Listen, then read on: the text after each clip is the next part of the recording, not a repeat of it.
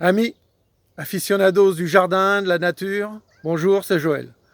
Aujourd'hui, je vais aborder une plante médicinale d'un genre monospécifique, c'est-à-dire qu'il n'existe qu'une seule espèce. C'est Chelidonium majus, la chélidoine. Voilà, la chélidoine, je vais vous la présenter de suite. Une petite plante herbacée, qui aime les terrains frais, humides, un développement d'environ 60 cm de haut par 20 à 30 de large, d'une jolie floraison jaune, jaune très vif. Hein.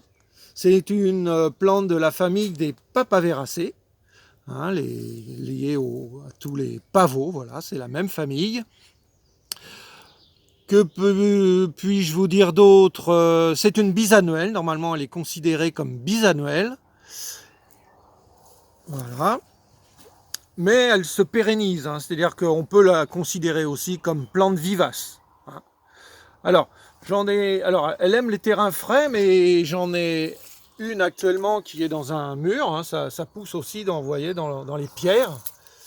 Et son cycle végétal est avancé, hein, puisqu'on aperçoit les petites gousses bien dressées qui commencent à se renfler. Hein, et donc à l'intérieur de ces petites gousses, bien sûr, il y a toutes les graines. Hein, voilà l'appareil reproducteur bien renflé, et les graines n'auront plus qu'à se disperser. Voilà. Eh bien écoutez, j'ai un petit livre aussi intéressant, 100 plantes 1000 usages, de monsieur Yves Rocher, hein, 100 plantes 1000 usages, qui a une planche sur la chélidoine, hein, qu'on appelait aussi l'éclair, la grande éclair, l'herbe d'hirondelle, l'herbe à la vue, l'herbe au bouc. Voilà, herbe d'hirondelle, puisque en fin de compte, elle arrive un peu en même temps que l'hirondelle. Hein, au début du printemps, voilà, apparaissent les premières chélidoines. Voilà.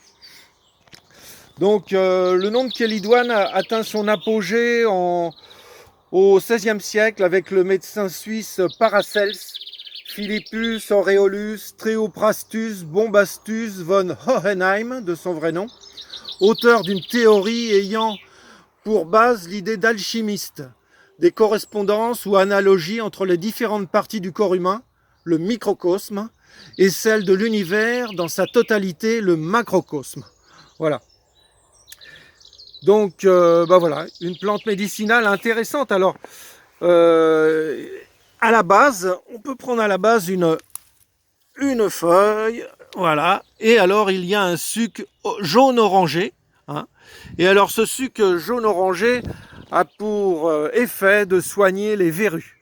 Hein, voilà, on appose ce petit suc jaune-orangé sur la peau, sur la verrue, et au bout de quelques jours, ça a pour effet de la faire disparaître. Sinon, dans le courtis local, on l'appelle aussi la jaunisse, puisqu'à une époque, elle soignait la jaunisse, paraît-il. N'empêche que c'est une plante, lorsqu'elle est en plein essor et bien verte, qui est malgré tout assez toxique, puisque c'est une plante médicinale à alcaloïdes, donc il y a une certaine toxicité. Donc ne jouez pas à l'alchimiste, ne jouez pas aux apprentis sorciers. Dans la nature, les plantes sont bonnes, mais elles peuvent être dangereuses. Donc, les apprentis sorciers, évitez. Voilà mon petit conseil du jour. À très bientôt, au revoir.